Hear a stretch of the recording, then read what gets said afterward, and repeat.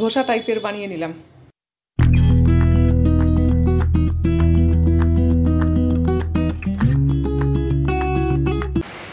ভোর 4টে থেকে বৃষ্টি শুরু হয়েছে, এখন বাজে সকাল 9টা।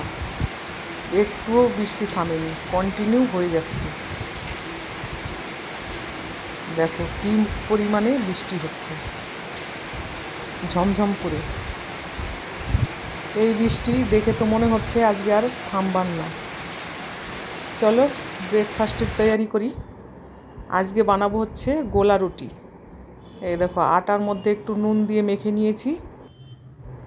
এবারে খুব সহজভাবে বানিয়ে নেব গোলা রুটি। একটা হয়ে গেল। এই রুটিগুলো বেগুন পোড়া দিয়ে খেতে বেশি ভালো লাগে। আমি তো আজকে বেগুন পোড়াইনি। নমস্কার বন্ধুরা, নমিতাস কিচেন অ্যান্ড ব্লগ চ্যানেলে আপনাদের সকলকে স্বাগত। সকাল সকাল দেখো আজকে ব্রেকফাস্টে কি বানালাম। বানিয়ে নিয়েছি গোলা রুটি, সেই সঙ্গে আছে ভিন্ডি ভাজা, বেগুন ভাজা আর আম। এখানটায় আর একটা বসানো আছে, দেখি হয়েছে কি না। এই রুটিগুলো হতে বেশি টাইম লাগে না, অনেক দিন বাদ বেশ ভালোই লাগে খেতে। এর মধ্যে পেঁয়াজ, লঙ্কা, ধনেপাতা অনেক কিছু দেয়া যায়। আমি কিছুই দেইনি, শুধু একটু নুন দেয়া আছে।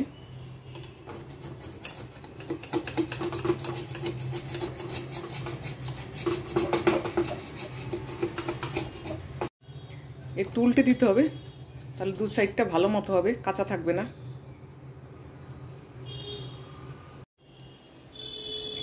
ধোসা টাইপের বানিয়ে নিলাম, আটা দিয়ে ধোসা। 11টা বাজে, এখনও বৃষ্টি হয়ে যাচ্ছে। দুপুরের রান্নার তৈরি করছি। বানাবো আজকে ইলিশ মাছের মাথা দিয়ে কচু শাক। সেই জন্য কচু শাকটা একটু কেটে ধুয়ে সেদ্ধ করে নিচ্ছি, নয়তো আবার গলা চুলকোতে পারে। হয়ে গেছে আমার কচু শাক রান্না। চলো নামিয়ে নেব। আর রান্না করব পাবদা মাছের ঝোল, আর কিছুই না। বসিয়ে দিয়েছি পাবদা মাছটা নুন হলুদ মাখিয়ে। ভীষণ ফাটছে মাছটা, একটু দূরে দূরে থাকতে হবে। সর্ষে আর পোস্ত বাটা দিয়ে পাবদা মাছের ঝোল রান্না করব।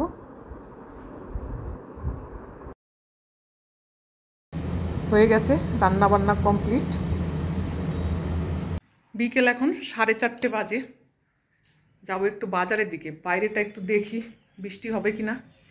একটু বাদ তো বৃষ্টি হচ্ছে। দেখো এখন দেখো রোদ দেখা যাচ্ছে, এই রোদ এই বৃষ্টি এই হচ্ছে। চলো দেখি যাওয়া যাক একটু বাজারে। এখন তো রোদ দেখা যাচ্ছে, হয়তো আর 10 মিনিট বাদে আবার দেখা যাবে মেঘে ঢেকে গেছে, ঝমঝমিয়ে বৃষ্টি। চলো এই ফাঁকে একটু বাজার থেকে ঘুরে আসি, নয়তো আবার বৃষ্টি হবে। প্রায় 1.5 মাস হতে চললো বাজারের দিকে যাই না, আজকে একটু যেতেই হবে। মেঘগুলো কত সুন্দর লাগছে দেখতে। ভোর রাত থেকে যা বৃষ্টি হলো, এই এখন এসে একটু কমলো। কত ভালো লাগছে মেঘগুলো। চলো তাহলে এবার যাওয়া যাক, বাজারের থেকে ঘুরে আসি।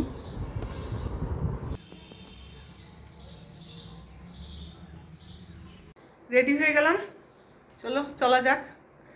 আবার মেঘ করে গেল। ভাবছিলাম ছাতা নিয়ে যাব না, কিন্তু ছাতা মনে হয় নিয়ে যেতেই হবে। অন্ধকার হয়ে আসলো, ছাতাটা বার করি, দেখে নিই কেমন মেঘ করেছে, সেই হিসাবে ছাতাটা নেব। রোদ ছিল, আবার কেমন অন্ধকার হয়ে আসছে।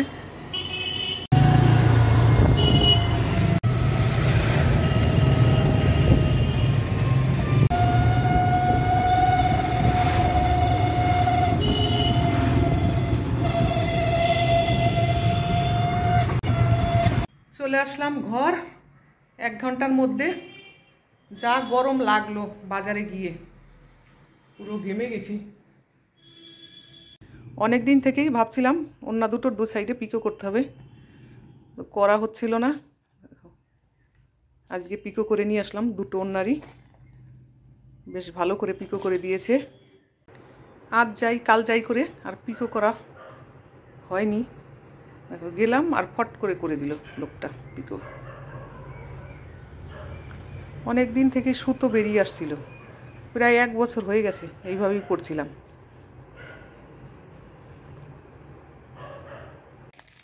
প্রদীপ জ্বালানোর সলতেও নিয়ে এসছি। এই যে একটা ধূপ, এই ধূপটার খুব সুন্দর একটা সেন্ট। ধূপকাঠি, একটা মালা, ফুল আর নিজের কিছু কাজ ছিল, সেগুলোই করতে গেছিলাম। আজকের ব্লগটা ছোটই রাখবো, আর বেশি বাড়াবো না। চলো ব্লগটা আর বাড়াবো না। আমার আজকের ব্লগটা আপনাদের কেমন লাগলো অবশ্যই জানাবেন। ভালো লাগলে একটা লাইক করবেন, কমেন্ট করবেন আর আমার চ্যানেলের সঙ্গে থাকবেন। Thank you, good night.